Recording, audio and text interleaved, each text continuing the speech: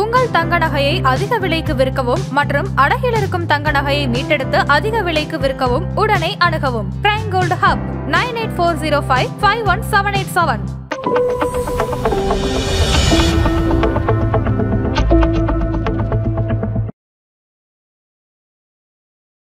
ரொம்ப மாதங்கள் கழிச்சு மார்க்கெட் வந்து ஒரு பாசிட்டிவ் ட்ரெண்டில் க்ளோஸ் ஆயிருக்கு. ஸோ இந்த தீபாவளி டு அடுத்த தீபாவளி பார்த்தீங்கன்னா Nifty will generate 15 to 20% return. Nifty வந்து பாசிட்டிவாக இருக்குது, ஈக்விட்டி மார்க்கெட் பாசிட்டிவாக இருக்குது. ஸோ கொஞ்சம் கொஞ்சமாக இன்வெஸ்ட் பண்ணலாம். கோல்ட் அண்ட் சில்வர் வந்து லாஸ்ட் 1 year வந்து நல்லா ரிட்டர்ன்ஸ் கொடுத்துருக்கு. ஸோ அதனால் ஜியோ பொலிட்டிக்கல் டென்ஷன்ஸ் இருந்தது, நிறைய ப்ராப்ளம்ஸ் இருந்ததுனால people are move to gold and silver. திருப்பி ஈக்விட்டிக்கு வருவாங்க. இந்த லெவலில் வாங்கக்கூடாதுங்கிறது தான் ஸ்பெசிஃபிக் அட்வைஸாகவே இருக்குது. எக்ஸப்ட் நம்ம ஆர்னமெண்ட்டாக வாங்குகிறோம், கல்யாணத்துக்கு வாங்குகிறோன்னா அதெல்லாம் வாங்கிக்கலாம். பட் ஆஸ் இன்வெஸ்ட்மெண்ட்டை நான் கோல்டு இடிஎஃப்ல வாங்குறேன், சில்வர் இடிஎஃப்ல வாங்கினீங்கன்னா நெக்ஸ்ட் 1-2 yearsல வந்து ஒரு டிசப்பாயின்மெண்ட் தான் இருக்கும். Gold and silver every year 50% எல்லாம் க்ரோ ஆகாது. இந்த லெவல்லேருந்து இன்னொரு 30%ஓ 40%ஓ கோல்டு இந்த வருஷம் ரிட்டர்ன்ஸ் கொடுத்த மாதிரி அடுத்த வருஷமும் ரிட்டர்ன்ஸ் கொடுக்கறதுக்கான வாய்ப்புகள் ரொம்ப கம்மி. ஸோ அதனால் கோல்டில் ப்ராஃபிட் புக் பண்ணலாம். கீழே போச்சுன்னா அப் டு 10,000 வரைக்கும் போகிறதுக்கான வாய்ப்புகள். கோல்டு அண்ட் சில்வர் ஃபியூச்சரில் ஹோல்டிங்ஸ் வச்சுருந்தாங்கன்னா please close it immediately. Physical gold இருந்ததுன்னா வாங்குறத கொஞ்ச நாள் கழிச்சு வாங்குறதுக்கு உங்களுக்கு அவகாசம் இருந்ததுன்னா தள்ளி வாங்கலாம். கோல்டு ETF, சில்வர் ETFலாம் ஆல்ரெடி ஹோல்டிங் இருந்ததுன்னா ப்ராஃபிட் புக் பண்ணுங்கள். அண்ட் ஃபர்தராக இன்வெஸ்ட் பண்ணுறதை கொஞ்சம் வெயிட் பண்ணி பண்ணலாம். ஆதன் பிசினஸ் நேயர்களுக்கு வணக்கம். இன்னைக்கு நம்ம கூட எக்கனாமிஸ்ட் டாக்டர் வி ஹரிஹரன் அவர்கள் தான் ஜாயின் பண்ணிருக்காங்க. வாங்க பேசலாம். வணக்கம் சார். வணக்கம் மேம். எப்படி சார் இருக்கீங்க? நல்லா இருக்கேன், நீங்கள் எப்படி இருக்கீங்க? நல்லா இருக்கு சார். சரி, இப்போ முதல்ல வந்து இந்த வீக்கோட மார்க்கெட் அப்டேட்ல இருந்து போயிடலாம் சார். இந்த வீக் மார்க்கெட் அப்டேட் என்ன சார்? மார்க்கெட் நல்லா இருந்தது. ஆக்சுவலி பார்த்தீங்கன்னா நிஃப்டி வந்து ஒரு 24,500 வரைக்கும் ஃபால் ஆச்சு. அதுலேருந்து ரிகவரி ஆகி இப்போ 25,600, 25,700 வரைக்கும் ரிகவரி ஆயிருக்கு. லாஸ்ட் 1 week வந்து ரொம்ப மாதங்கள் கழிச்சு மார்க்கெட் வந்து ஒரு பாசிட்டிவ் ட்ரெண்டில் க்ளோஸ் ஆயிருக்கு. ரொம்ப டீட்டெயில்டாக பார்க்கணுன்னா ஃபாரின் இன்ஸ்டிடியூஷனல் இன்வெஸ்டர்ஸ் அவங்க வந்து வாங்க ஆரம்பிச்சிருக்காங்க ரொம்ப மாதம் கழிச்சு. ஸோ அவங்க கண்டினியூஸாக வாங்குவாங்களாங்கிறது போக போக தான் தெரியும். பட் மார்க்கெட் இஸ் இன் அப் ட்ரெண்டாக.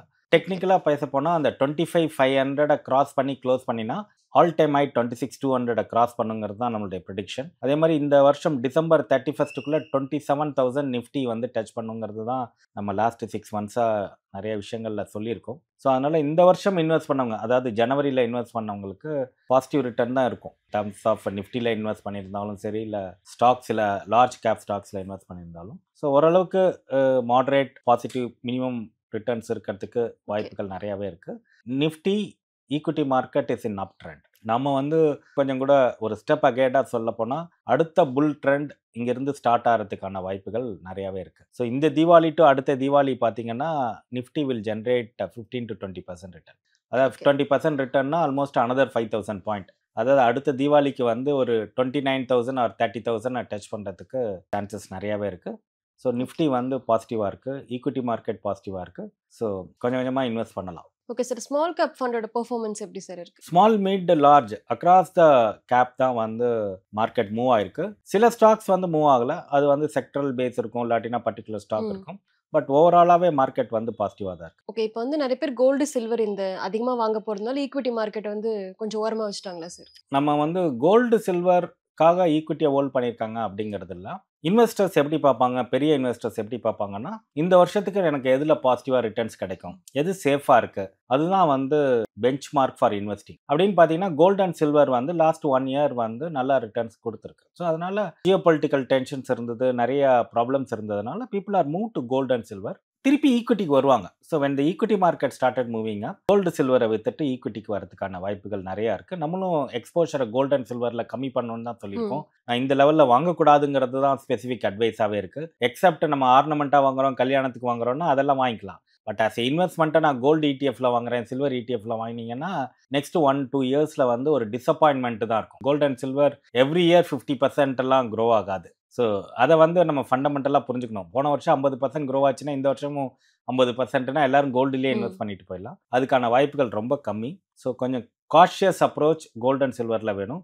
யாரெல்லாம் 6500 7000 இன்வெஸ்ட் பண்ணியிருந்தாங்களோ ப்ராஃபிட் புக் பண்ணலாம். இட்ஸ் ம். Time to book profit. இப்போ கோல்டு பிரைஸ் வந்து எந்த ரேஞ்சுக்கு சார் போகும்? ஏன்னா இன்னைக்குமே வந்து 2000 வந்து குறைஞ்சிருக்கு ஒரு சவரனுக்கு. ஸோ இதுவே குறையுமா இல்ல அதிகமாகுமா சார்? இல்ல நம்ம வந்து இங்கிருந்து 12,000 போகும், இல்ல இங்கிருந்து 13,000 ம். போகும் பர் கிராமுக்கு அப்படின்னு ப்ரெடிக்ட் பண்றது ரொம்ப கஷ்டம். காரணம் என்னன்னு கேட்டீங்கன்னா, கோல்டு மார்க்கெட்டும், சில்வர் மார்க்கெட்டும் ஒரு லிக்விடிட்டி ட்ரிவன் மார்க்கெட்டா இருக்கு. லிக்விடிட்டி ட்ரிவன்னா கேஷ் இருக்கிறவங்கலாம் கோல்டு, சில்வர் தான் வாங்குறாங்க. வேற எந்த அசெட் கிளாஸ்லயுமே போறதில்ல. பட் எந்த அசெட் கிளாஸை சேஸ் பண்ணாங்களோ அதை வந்து ப்ராஃபிட் புக் பண்றதுக்கான டைம் வரும். ம். அந்த டைம் வந்து இப்போ 12,000 வரப்போறதா 12,500 வருதாங்கிறது நமக்கு தெரியாது. ஆனால் டெஃபினட்டாக ஒரு 15 to 20% கரெக்ஷன்ஸ் வந்து கோல்டுலேயும் சில்வர்லேயும் நீங்கள் எக்ஸ்பெக்ட் பண்ணலாம்.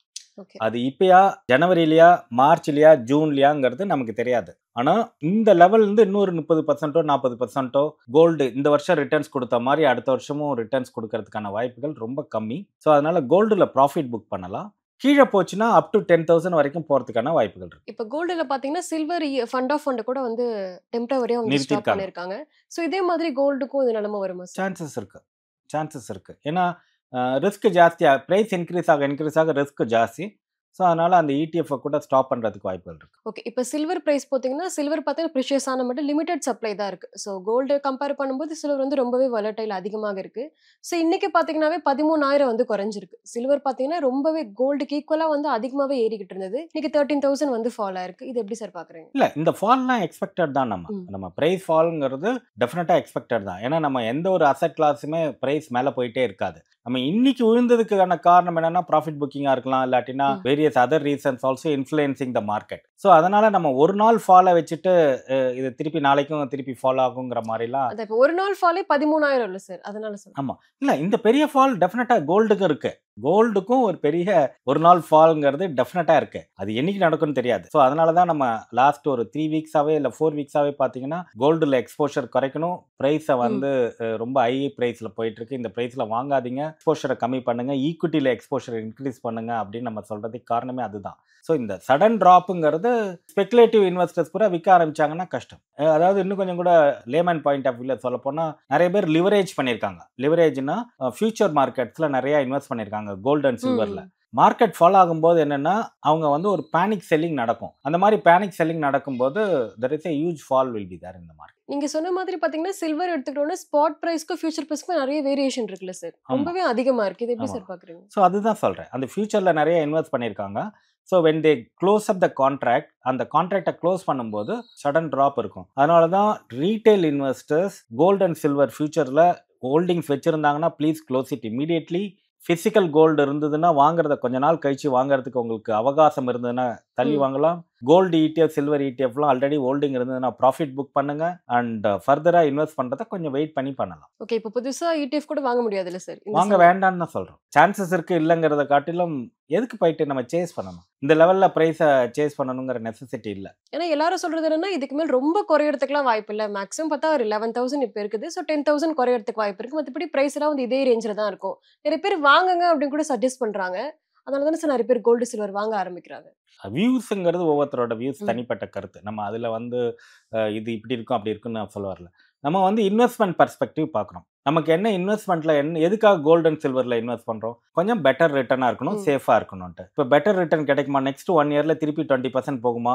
Answer is no. இல்லை 25% போகுமானா போகாது. கீழே ஃபால் ஆகிறதுக்கு வாய்ப்புகள் இருக்கா? 10-15% ஃபால் ஆகிறதுக்கு வாய்ப்புகள் இருக்குது. ஸோ அப்போ ரிஸ்க்கும் இருக்குது, ரிட்டர்னும் கம்மியாக இருக்குது. அப்புறம் எதுக்கு அதில் இன்வெஸ்ட் பண்ணணும்? ஆர்னமெண்ட்டாக வாங்குறேன்னா யூ கேன் டூ இட். இல்லை எனக்கு வந்து 5 years 10 years ஹோல்டிங் பீரியட் இருக்குது, அப்பயும் கூட மார்க்கெட் ஃபால் ஆனப்புறம் வாங்கிக்கலாம். ஸோ கொஞ்சம் கொஞ்சமாக இன்வெஸ்ட் பண்ணுறதுனா பண்ணலாம். Otherwise it's not worth chasing it. நம்ம ஈக்விட்டி மார்க்கெட் லாஸ்ட் இயர் 24 ஜூனில் இதே தான் சொன்னோம், வேல்யூவேஷன் ஜாஸ்தியாக இருக்குது, ஃபால் ஆகும், வெயிட் பண்ணுங்க அப்படின்ட்டு. 26,200 22,000 வரைக்கும் போச்சு, 21,900 22,000 வரைக்கும் போச்சு. ஸோ நம்ம அப்போ வெயிட் பண்ணிட்டு 22,000 வாங்கியிருந்தா இன்னைக்கு 22,000 26,000 வரைக்கும் போயிருக்கு. So you will make money. So இன்வெஸ்ட்மெண்ட்டுங்கிறது இஸ் நாட் தட் ஒரு அசெட் கிளாஸை கண்டினியூஸாக சேஸ் பண்ணுறதுங்கிறது கிடையாது. இன்வெஸ்ட்மெண்ட்டுங்கிறது இஸ் அ சயின்ஸ். நம்ம வந்து எந்த அசெட் கிளாஸில் எவ்வளோ எக்ஸ்போஷர் வச்சுக்கணும், எவ்வளோ வச்சுக்கணும், எந்த சமயத்தில் வாங்கணும், எந்த சமயத்தில் விற்கணும், என்ன ப்ரைஸில் வாங்கணும், இது எல்லாமே வந்து ஒரு கால்குலேட்டட் இன்ஃபார்ம்டு டிசிஷனாக இருக்கணும். அப்போ வந்து நமக்கு டிசப்பாயின்மெண்ட் இருக்காது. நம்ம வந்து ரிட்டர்ன்ஸ் வேணும், ரிஸ்க் கம்மியாக இருக்கணும்னா இப்போதைக்கு கோல்டு சில்வர் பக்கம் போகாதீங்க. இல்லை எனக்கு ரிட்டர்ன்ஸ் கம்மியாக இருந்தாலும் பரவாயில்ல, கொஞ்சம் I'm just doing a speculation அப்படின்னா வெல்கம். இப்ப கோல்டு, சில்வர் பாத்தீங்கன்னா நெக்ஸ்ட் ஏதாச்சும் வரதுக்கு வாய்ப்பு இருக்கு சார்? அடுத்த கமாடிட்டி என்னன்னு? இல்ல இப்போதைக்கு ஒன்றும் பெரிய அளவில் இல்லை. ஏன்னா கோல்டு வந்து சேஸ் பண்ணுறதுக்கு காரணம் என்னன்னா கவர்மெண்ட் இஸ் பையிங். சைனாவாக இருக்கட்டும், யூஎஸ்ஆ இருக்கட்டும், இந்தியாவாக இருக்கட்டும், the government of particular country is buying. So country வாங்கும்போது நமக்கு அந்த பிரைஸ் அப்நார்மாலிட்டி வருது. பாக்கி கமாடிட்டிஸ் வந்து கண்ட்ரிஸ் வாங்குறது கிடையாது. பட் எக்கானமி க்ரோ ஆச்சுன்னு வச்சுக்கோங்களேன், இப்போ யூரோப்பியன் எக்கானமி க்ரோ ஆகுது, இல்லை யூஎஸ் எக்கானமி க்ரோ ஆச்சுன்னா other commodity steel, copper, aluminium, zinc அதெல்லாம் க்ரோ ஆகும். இப்ப நீங்க சொன்ன மாதிரி பாத்தீங்கன்னா கோல்டு பிரைஸ் இன்க்ரீஸ் ஆகுறதுக்கு இவ்வளவு ரீசன் இருக்கு. ஜியோ பொலிட்டிக்கல் டென்ஷன், அதுல ட்ரேட் பண்றதுனால. ஆனா சில்வருக்கு பார்த்தோம் அப்படின்னா இண்டஸ்ட்ரியல் டிமாண்ட் இருக்கு. அப்புறம் டிமாண்டுக்கு ஏற்ற சப்ளை வந்து இல்ல. சோ இது எப்படி சார் பாக்குறீங்க? இதே சில்வர் விலை இப்ப இன்னுமே ஏறிட்டு தானே சார் இருக்கு? ஏன்னா இல்லை இண்டஸ்ட்ரியல் டிமாண்டுங்கிறது 10-15% தான் இருக்கும். இட் வில் நாட் பி 50-60%லாம் இருக்காது. அது வந்து எலக்ட்ரானிக் குட்ஸில் மாத்திரம் தான் இண்டஸ்ட்ரியல் டிமாண்ட் இருக்கு சில்வருக்கு. அதே மாதிரி ஆர்னமெண்ட்டாக சில்வர் வாங்குறவங்களும் ரொம்ப கம்மி கம்பேர்ட் டு கோல்டு. சில்வர் ஆர்னமெண்ட்டாக வாங்கி வைக்கணும், இல்லை சில்வர் பாராக வாங்கி வைக்கிறவங்களுக்கு ஒரு காஷன் என்னன்னு கேட்டிங்கன்னா, பேங்க்ல லோன் தரமாட்டான் அவசரத்துக்கு சில்வருக்கு. கோல்ட் பிளட்ஜ் பண்ற மாதிரி பிளட்ஜ் பண்ண முடியாது. பண்ண முடியாது. நீங்கள் கோல்டை கொண்டு போய் எந்த கடையில் வேணாலும் அடகு வச்சிடலாம், எந்த பேங்க்ல வேணாலும் போய் அடகு வச்சு கடன் வாங்கலாம். சில்வர் ஆர்னமெண்ட்டாக சில்வர் பாராக வாங்கி வச்சிருக்கேன் சார், இல்லை சில்வர் ஆர்னமெண்ட்டாக வாங்கி வச்சிருக்கேன் சார்னா எங்கேயுமே பிளட்ஜ் பண்ண முடியாது. யாரும் கடன் தரதில்லை, எக்ஸப்ட் வெரி ஃபியூ பான் புரோக்கரை தவிர்த்து வேற யாரும் சில்வருக்குலாம் லோன் தரதில்லை. ஸோ அதனால we need to be cautious about that. இப்போ நெக்ஸ்ட் ஈக்விட்டி மார்க்கெட் வந்து அப்படின்னா Q3 ரிசல்ட் வந்து வரப்போது. சில கம்பெனிஸ் கூட அனௌன்ஸ் பண்ணிருக்காங்க. இது எப்படி சார் பாக்குறீங்க? ரிசல்ட் எல்லாம் எப்படி வந்துகிட்டு இருக்கு? ஓரளவுக்கு பெட்டரா தான் இருக்கு. வந்திருக்கிற வரைக்கும் ஒரு ஃபியூ கம்பெனிஸ் நம்ம அனலைஸ் பண்ணோம், பெட்டரா தான் இருக்கு. There is no surprise, bad surprise எதுவும் இல்லை. அப்கமிங் ரிசல்ட்டும் நல்லா தான் இருக்கும். பட் உங்களுக்கு அந்த கவர்மெண்ட்டோட மானிட்டரி பாலிசிஸ், ஃபிசிக்கல் பாலிசிஸோட இம்பாக்ட் தெரியறதுக்கு it will take some time. அடுத்த குவார்டர், அதுக்கு அடுத்த குவார்டர்ல தான் நல்லா ஜிஎஸ்டி இருக்கும். இம்பாக்ட் எல்லாம் ஆமாம், அடுத்த குவார்டர்ல தான். பட் அதனால நல்லா இருக்குங்கிறதுனால இப்பயே வாங்கலாம். இப்போ next தெர் இஸ் நோ வரப்போற- பேட் சர்ப்ரைஸ். இப்போ நெக்ஸ்ட் வரப்போற ஐபிஓஸ்லாம் என்ன சார்? ஐபிஓஸ் பொறுத்த வரைக்கும் இப்போதைக்கு போக வேண்டாம். ஏன்னா நிறைய ஐபிஓஸ் லைன் அப் ஆயிருக்கு, என்எஸ்சி அது மாதிரிலாம். பட் ஐபிஓஸ் வந்து இப்போதைக்கு அதில் கான்சென்ட்ரேட் பண்ண வேண்டாம். இப்போ எல்ஜிலாம் கூட நல்ல பெட்டராக ஓப்பன் ஆயிருக்கு, இன்னொரு கம்பெனி வந்து பெட்டராக ஓப்பன் ஆகலை. ஸோ அதனால தான் நம்ம பேரை சொல்லலை. ஸோ அதனால ஐபிஓலலாம் போக வேண்டாம். நிறைய ஸ்டாக் 30-40% கீழே இருக்கு. ஃபண்டமெண்டலி ஸ்ட்ராங் ஸ்டாக் நிறைய இருக்கு. ஸோ அதெல்லாம் பார்த்தாலே பெட்டராக இருக்கும். நிச்சயமா சார். மார்க்கெட் பத்தி நிறைய விஷயங்களை பேசணும். ரொம்பவே நன்றி. தேங்க்யூ.